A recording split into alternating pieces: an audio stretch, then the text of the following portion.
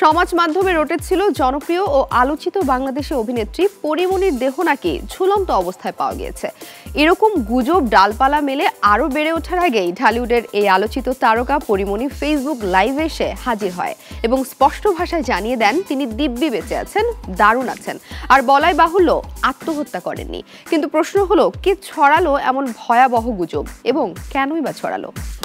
মৃত্যুর খবর চোখে পড়তেই ফেসবুক লাইভে আসেন পরীমনি। অনুরাগীদের নিশ্চিত করেছেন তিনি সুস্থ আছেন। ভুয়া সংবাদ দিয়ে বিভ্রান্ত তৈরি করা হয়েছে বলে অভিযোগ করেন। কয়েকদিন আগে রেগুলার 360 নামের একটি ভুয়া সাইটে অভিনেত্রীর মৃত্যুর খবর ছড়ানো হয়। এরপর রাত 7:30টায় পরীমনি লাইভে হাজির। তিনি বলেন, অনেকে আমার মৃত্যুর খবর জানতে আমাকেই ফোন দিয়েছেন, মেসেজ করেছেন, আমি বেঁচে আছি কিনা জানতে চাইছেন। আমি 4 বছর আগে চিল্লায়া বলেছি, এখনো বলছি আমি আত্মহত্যা করব না। আমি আল্লাহর কাছে স্বাভাবিক মৃত্যু চাই। যদি কোনোদিন আমার মৃতদেহ ঝুলন্ত অবস্থায় পাওয়া যায় তাহলে সবাই বুঝবেন আমাকে হত্যা করা হয়েছে।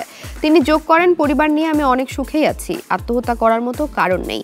আমার 2টা বাচ্চা নিয়ে, কাজ নিয়ে অনেক খুশি। এই খুশির মধ্যে আপনাদের জীবনযাপন ঢুকিয়ে দেবেন না। কিছু হলে খালি পরীমনিকে নিয়ে টানাটানি কেন? আর কিছু খুঁজে পান না? যারা বেশি ভিউজের আশায় জীবিত মানুষকে মেরে ফেলেন তাদের উপার্জন গলা দিয়ে নামে কিভাবে? ওই ফেসবুক লাইভে ভুয়া সাংবাদিকদের উদ্দেশ্যে অভিনেত্রীর ক্ষোভ ঝাড়তে শোনা যায়। ফেসবুক লাইভে অভিযোগ করে তিনি বলেন, কোনো একটা বিষয় থেকে সবার দৃষ্টি সরানোর জন্য পরীমনিকে বেছে নেওয়া হয়। যখন কোনো নিউজ খুঁজে পায় না তখনই আমাকে একজনের সঙ্গে বিয়ে দিয়ে দেয়। এবারে কিছু খুঁজে না পেয়ে আমাকে মেরে ফেলেছে।